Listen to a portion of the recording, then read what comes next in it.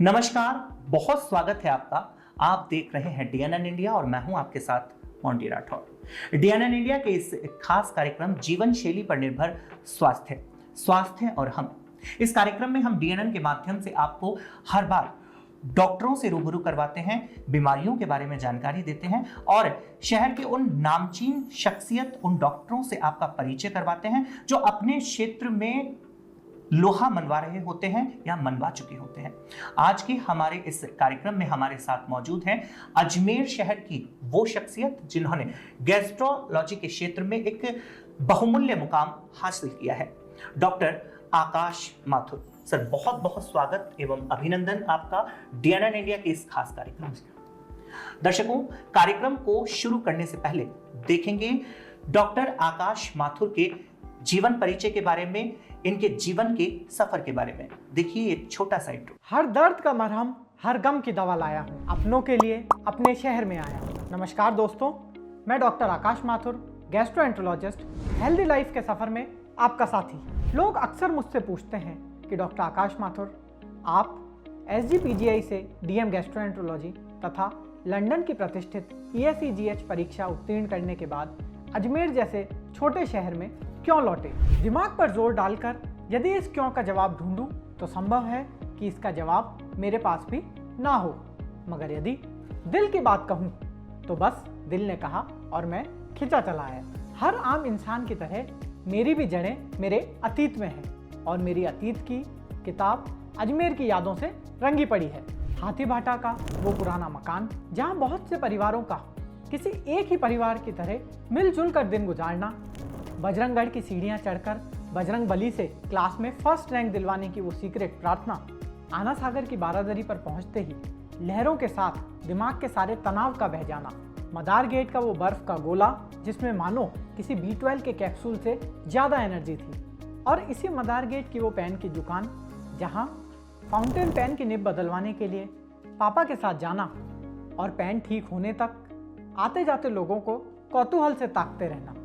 बचपन की सैकड़ों शरारतों को समेटे मुझे हजारों सबक सिखाने वाला वो सेंट स्टीफन्स स्कूल मैं कैसे भूल सकता था, जहां से मुझे स्वर्गीय principal Shri Gilroy Martin sir की छत्र छाया नसीब हुई। मुझे याद है जब काफ़ी कुछ सीख कर मैं वापस लौट रहा था तब सर ने मुझे 1100 रुपये का एनवलप आशीर्वाद स्वरूप दिया था। ऐसे ही हजारों यादों में भटकते वो सैकड़ों चेहरे मैं अजमेर से दूर जाकर भी भुला नहीं पाया, और इन्हीं सब के बीच फिर एक बार नए सिरे से नए रूप में जीने की इच्छा ही मुझे अजमेर शहर खींच लगी। अजमेर मेरे लिए सिर्फ एक शहर ही नहीं है, बल्कि मेरी जड़ों को सींचने वाला एक मीठा झरना है। मुझे लगता है कि सिर्फ मैं ही अजमेर शहर से मोहब्बत नहीं करता, इस शहर की गलियाँ, झील, बाजार और लोग भी मुझसे मोहब्बत करते हैं। अपने शहर में अपने लोगों के बीच लौट आने का एहसास मुझे किसी विश्व स्तरीय अवार्ड से ज़्यादा सुकून देता हुआ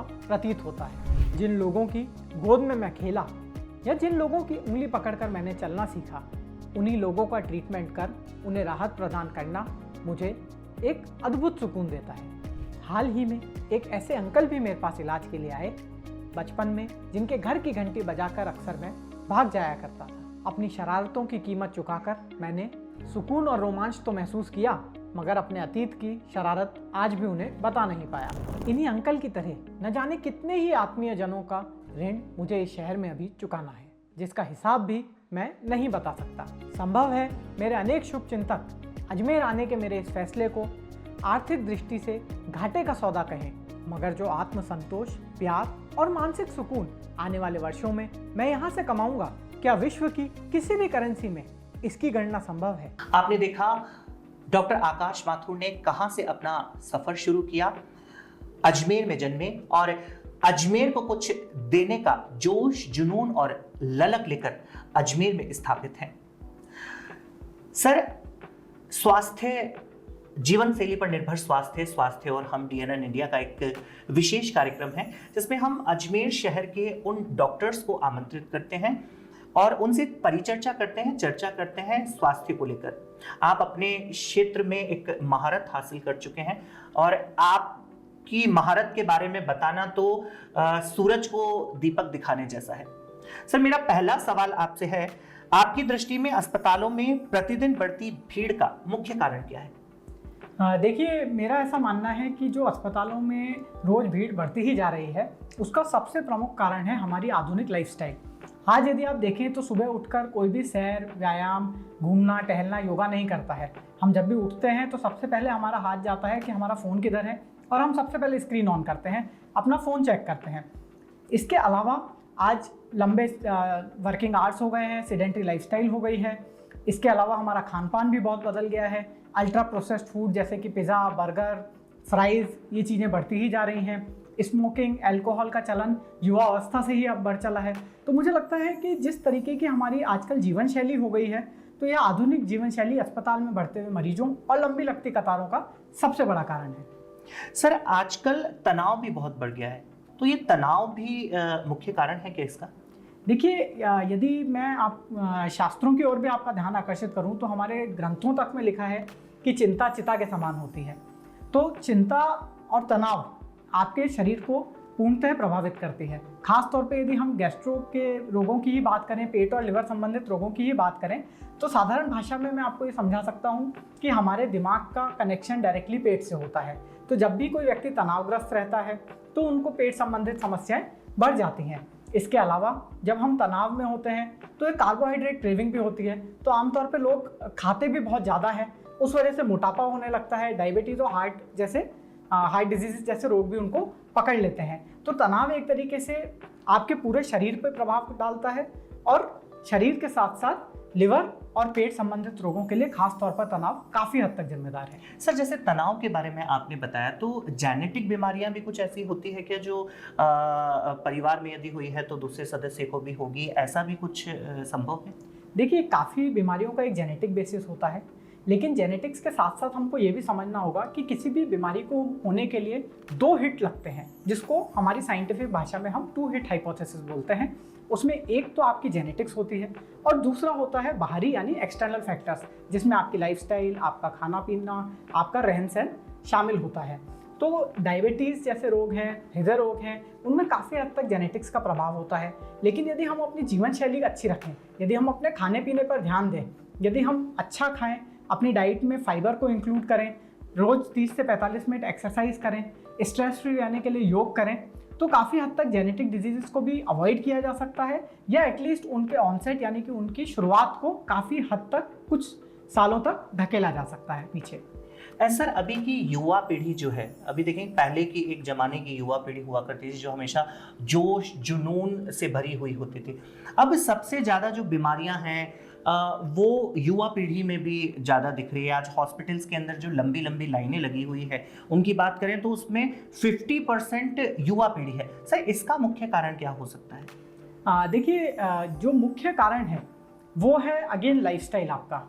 आप युवा पीढ़ी की बात कर रहे हैं, मैं कई बार आश्चर्यचकित हो जाता हूं जब स्कूल के बच्चे पेट संबंधित रोग लेके हमारे पास आते हैं, और जब हम उसका कारण ढूंढने का प्रयास करते हैं तो अधिकतर केसेस में स्ट्रेस और लाइफस्टाइल एक बहुत बड़े कारण के रूप में उभर के आता है। आपको ध्यान होगा आपके ज़माने में या जब हम बड़े हो रहे थे तो हम खेलने जाते थे आसपास के बच्चों के साथ, मोहल्ले में, गली में। एक शाम होते ही एक माहौल सा बनने लगता था, सब लोग बाहर निकलते थे और उत्सव की तरह सब लोग खेलते थे।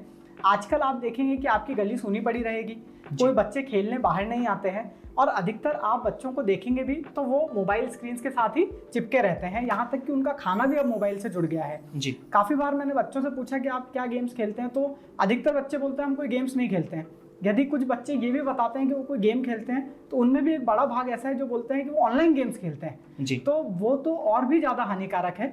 तो मैं समझता हूँ कि युवा पीढ़ी के अंदर बढ़ता हुआ शराब, स्मोकिंग का प्रचलन, जिसे लोग आजकल एक तरीके से एक शान का प्रतीक मानने लगे हैं, वो प्लस बाहरी आउटडोर गेम्स का ना खेलना युवा पीढ़ी के लिए, साथ ही साथ अल्ट्रा प्रोसेस्ड फूड जैसे कि पिज़्ज़ा, बर्गर, फ्रेंच फ्राइज, जो कि अब आपको जाने की भी ज़रूरत नहीं है, एक बटन दबाते ही आपके घर पे उपलब्ध हो जाते हैं। मुझे लगता है ये बहुत बड़ा कारण है कि युवा पीढ़ी आज की तारीख में ज़्यादा से ज़्यादा बीमार होती जा रही है। सर, अभी आपने बताया कि स्कूल के बच्चे आपके पास में आते हैं कंसल्टेंसी के लिए, पेरेंट्स लेकर आते हैं, सबसे बड़ा योगदान जैसा आपने बताया उसे लग रहा है कि ग्राउंड से बच्चों को हटाना और मोबाइल की दुनिया में भेजना, क्योंकि हर कोई आजकल अपने बच्चों को इलेक्ट्रॉनिक गैजेट्स से जोड़ रहा है और ग्राउंड से हटा रहा है। सही, ये आने वाली पीढ़ियों के लिए कितना घातक होगा? देखिए, मैं समझता हूँ कि आने वाली पीढ़ी के लिए ये बहुत घातक है, क्योंकि यदि आज बच्चे खेलेंगे नहीं तो आने वाली पीढ़ी को भी हम वही संदेश देंगे।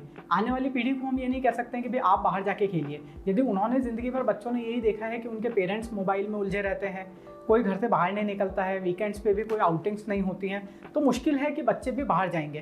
तो मुझे लगता है कि पेरेंट्स को भी इन्वॉल्व होना चाहिए और साथ ही साथ बच्चों को भी प्रमोट करना चाहिए कि वो बाहर जाएं और आउटडोर गेम्स ज़्यादा से ज़्यादा खेलें। एक कोई स्पोर्ट ज्वाइन करें, कोई हॉबी परस्यू करें। ये सुनिश्चित करें पेरेंट्स भी कि एटलीस्ट 1 से 2 घंटे शाम को बच्चे बाहर निकलें, चाहे किसी हॉबी को परस्यू करने के लिए, चाहे कोई गेम खेलने के लिए। सर, आपने एक स्लोगन दिया है, जो आपका स्लोगन है सुखी जीवन का मंत्र स्वस्थ और पाचन तंत्र। तो सुखी जीवन का स्वस्थ पाचन तंत्र कैसे संभव है? देखिए, इसमें बहुत ही स्पष्ट है ये बात कि सुखी जीवन का मंत्र तो स्वस्थ पाचन तंत्र ही है। यदि फिर से मैं शास्त्रों की बात करूँ तो आपने काफ़ी जगह पढ़ा होगा कि हमेशा हमारे शास्त्रों में ये कहा जाता था कि सभी बीमारियों का जो शुरुआत जो होती है वो पेट से होती है। धीरे धीरे मेडिकल साइंस भी इस चीज़ को मानती जा रही है। हमारी आंतों के अंदर सूक्ष्म बैक्टीरिया होते हैं जिसको गट माइक्रोबायोटा कहा जाता है, और उस गट माइक्रोबायोटा में ही अधिकतर बीमारियों का ओरिजिन पाया जाने लगा है। साइंस भी इस चीज़ को अब मानने लगी है। तो जितना हेल्दी, जितना अच्छा आपका पाचन तंत्र होगा, उतनी ही अच्छी आपकी ओवरऑल हेल्थ होगी। साथ ही यदि आप कब्ज, एसिडिटी, पेट में जलन, लूज मोशन, इन सब बीमारियों से, इन सब कंडीशंस से त्रस्त रहेंगे तो आप किसी भी तरीके से खुश नहीं रह सकते। और जब आप खुश और प्रसन्न नहीं रहेंगे तो ना आपका काम में मन लगेगा, ना ही जीवन की किसी और गतिविधि में आपका मन लगेगा। तो इसलिए ये बहुत स्पष्ट है कि यदि आपका पाचन तंत्र अच्छा है, सुदृढ़ है, तभी आप एक हेल्दी और हैप्पी जीवन जी सकते हैं। बिल्कुल दर्शकों, जैसा डॉक्टर आकाश माथुर से हमने चर्चा की और उन्होंने पेट और लीवर से संबंधित बहुत सारी जानकारियों के बारे में, जीवन के बारे में, कैसी लाइफस्टाइल होनी चाहिए उसके बारे में बताया। आपकी टेलीविजन स्क्रीन के ऊपर डॉक्टर आकाश के संपर्क नंबर आ रहे हैं, मेल आईडी आ रहा है और एड्रेस आ रहा है। यदि पेट और लीवर से संबंधित आपको किसी भी प्रकार की कोई शिकायत होती है तो आप अपना इस दिए गए नंबर पर अपॉइंटमेंट बुक करवा सकते हैं और इस एड्रेस के ऊपर डॉक्टर आकाश माथुर से संपर्क कर सकते हैं। सर, मेरा, क्योंकि कार्यक्रम अंतिम पड़ाव की ओर पहुंच रहा है, मेरा आखिरी सवाल आपसे है, हम अपनी सेहत को कैसे बचा सकते हैं और अस्पताल की बढ़ने वाली इस भीड़ को कैसे कम किया जा सकता है? देखिए, इसमें सबसे बड़ा योगदान आपकी दिनचर्या का है। ये सुनिश्चित करें कि आप रोज़ 30 से 45 मिनट व्यायाम कर रहे हैं, योगा कर रहे हैं, सैर कर रहे हैं। इसके अलावा मैं कहूँगा तनाव को कम करने के लिए योगा एक बहुत ही इफ़ेक्टिव मीन्स है। उसको डेफिनेटली हमको अपनी जीवन शैली में अपनाना चाहिए। आप क्या खाना पीना कर रहे हैं दिन में, उसका बेहद ध्यान रखें। खास तौर पे फाइबर को अपनी डाइट में शामिल करें। फाइबर में हरी पत्तेदार सब्जियां, फल फ्रूट और सलाद शामिल है। इसके अलावा धूम्रपान और अल्कोहल जैसी चीज़ों से दूर रहें। साथ ही दिन भर में खूब पानी पिएं और खुश रहें, प्रसन्न रहें। इसके अलावा स्क्रीन टाइम मिनिमम रखें और सोशल मीडिया की दुनिया से बाहर आकर रियल वर्ल्ड में ज़्यादा से ज़्यादा टाइम व्यतीत करें। दर्शकों, डॉक्टर आकाश माथुर आज हमारे साथ जीवन शैली पर निर्भर स्वास्थ्य और हम डीएनएन इंडिया के इस खास कार्यक्रम में मौजूद रहे। हमारी स्क्रीन के ऊपर डॉक्टर आकाश माथुर का संपर्क नंबर आ रहा है, एड्रेस आ रहा है। आप अपनी पेट और लीवर से संबंधित बीमारी और अपनी लाइफस्टाइल को कैसे परिवर्तित कर सकते हैं, उसके लिए आप संपर्क कर सकते हैं। डीएनएन इंडिया के इस खास कार्यक्रम में अगली बार फिर हाजिर होंगे किसी और शहर की नामचीन शख्सियत के साथ। तब तक के लिए दीजिए इजाजत। नमस्कार। बहुत बहुत धन्यवाद सर, आज आप डीएनएन इंडिया के इस कार्यक्रम में पहुंचे, अपने व्यस्ततम समय में से समय निकाला, उसके लिए आपका बहुत बहुत धन्यवाद।